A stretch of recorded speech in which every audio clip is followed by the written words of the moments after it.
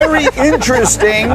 So let's do a special edition of Lions and Packers and Bears, oh my, as we look around that division. Let's start with Detroit. Dan Campbell hit all the right buttons on Sunday when he took over calling plays on offense. They posted season highs in yards of offense and rushing yards. He got the most out of his stars.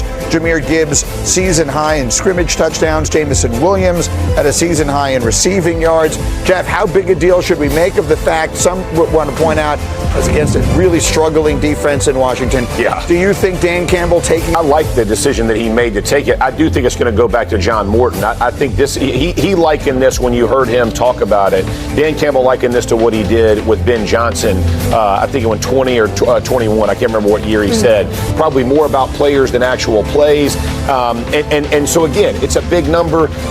Detroit is don't miss the fact that they got a great offensive line, two great backs, great receivers, great tight end. Like you should score points with this offense. I don't think Dan Campbell is trying to oversimplify it more than that. He just wants it done his way. Nika, the Lions, the team to beat in the NFC North. Yeah, I mean, I think given what we've seen, the ups and downs from the Packers, and given what we've seen from the rest of the teams and the Vikings quarterback situation. Let's talk about those Bears, Lewis. Yeah. They're currently the 6th seed on that door. Yes. And you can't discount the Vikings because of the number one reason why you love the Vikings. Because Kevin O'Connell's a fantastic coach. I love it. So is Josh McCown. And JJ will play better down the stretch. Yeah. The one thing we did say before the season started, which is true, this is one of the best divisions in football. Absolutely. It'll come right down to the wire, and it's doing just that. This is such a, I think, too, because the NFC West is going to That's the deal. Yeah. I think the burden on J.J. McCarthy is unlike any other quarterback. Every single game he plays, it's a complete judgment on his draft class where he was taken, they traded up for him, and who they let out of the building with Sam Darnold and Daniel Jones. It's not his fault,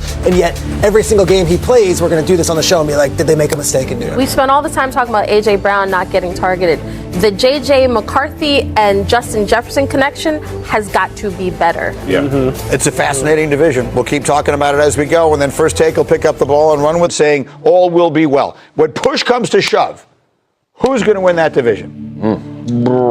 I'm going Lions. Yeah, Lions. I'm going Lions. I'm going to stick with the Packers. That was my preseason pick. I'm going to stick with it. Yeah. I'm with you. Thank you. Really? Packers. That's my preseason. Because their defense. Oh, you guys must not have heard Dan Campbell took over play calling. Yes, he did. Yes, you must. They did good. You must have forgot. So Angry Pete from New Jersey, our coordinating producer extraordinaire, brought up that question yesterday. Did we not talk about that enough? How big a deal is it that Dan Campbell took over the play calling in Detroit? Well, I mean, I think it might be unfair because they went up against Washington, which is not a particularly great offense. But to be fair with what Dan Campbell did, we criticized him the week prior in that loss of not getting the ball to Gibbs and J-Mo specifically. Yeah. Dan Campbell showed up with a play sheet that had names on it, not plays. And he was like, this side and that side. Yeah, we're going to get it to these guys, and they are going to make plays in isolation. Can I say, this to me was one of the best coaching conversations that I have heard in my time covering football. When they asked Dan Campbell about this, he talked about Ben Johnson and this happening to Ben Johnson and the way that he talked. I want it a certain way. If you're the head coach, it's your team. I want it done a certain way. And if you do it my way, we're good. You'll continue to make calls. You continue to do it. Let me show you what I'm trying to get done. Follow me, watch me, and then replicate what I do. If we lose, I'll live with it. Yeah. But I'm not going to lose your way. And I appreciate that because the truth is he didn't cut John Morton the way he could. He said, listen, he'll be back calling plays again, but we're going to walk this thing together. I thought from true leadership, we always talk about it. Yep. That was true leadership as a coach from Dan Campbell. Can I just say quickly, you talked about Dan Campbell taking over the play calling and them going out there balling. Well, the result of that game is now Dan Quinn for the Commanders is taking over play calling their defense. So it just goes to show you, yes, positive on that side, but Nick, when you said it, going against the Commanders defense, they're struggling, man. We'll talk more about that division as we go. Interesting questions about Chicago, interesting questions about Minnesota. We'll get to them all. We'll also get to Sunday statements. Rex, give me someone who you thought made a Sunday statement yesterday. Dan Campbell. Dan Campbell's the man. I'm not saying that because he kicked the crap out of me. I'm telling you, this guy right here, you see, it looks like he's doing the play calling and things, but he got his dynamic playmakers involved. Jahmyr Gibbs had a monster day, 172 total yards, 3 touchdowns. And guess what? They have another receiver outside of Amon-Ra St. Brown. Who is this? Jameson Williams. By the way, You could slow it up in slow motion. He still looks fast. The guy is maybe the fastest player in the league. And Dan Campbell got his pieces together and said, no, I'm going to go to my explosive playmakers. And it made a huge difference in this game.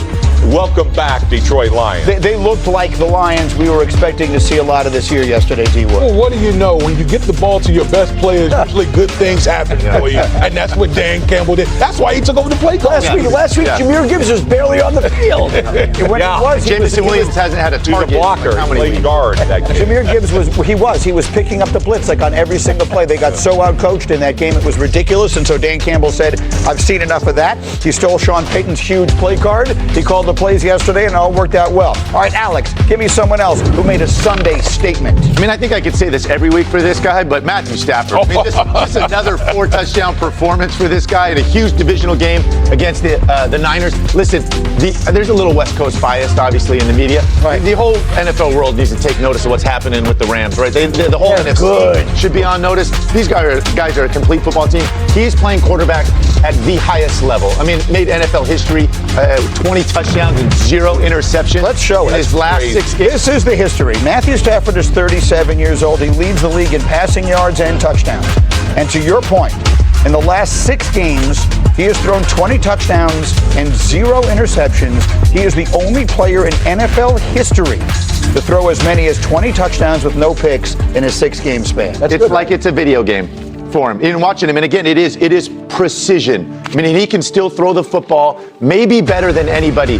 And again, he's been in this offense now for quite a while. He's got a lot of contributors. I mean, it's just masterclass. And in the theme of the day, look at the head coach and look at the quarterback and look what the head coach quarterback combination is doing now for the Los Angeles Rams. They are as good as any team in football. And by the way, the Rams and the Seahawks in the NFC West. Woo. That's next week. Let's get into that. With my Sunday statement, Shefty, how about the Seattle Seahawks and that defense? They are good. You want to talk about the Rams, the Seattle Seahawks and that defense. I mean, they laid waste to the Arizona Cardinals yesterday. We were talking in the production meeting how literally you went to the bathroom and it was 28-0.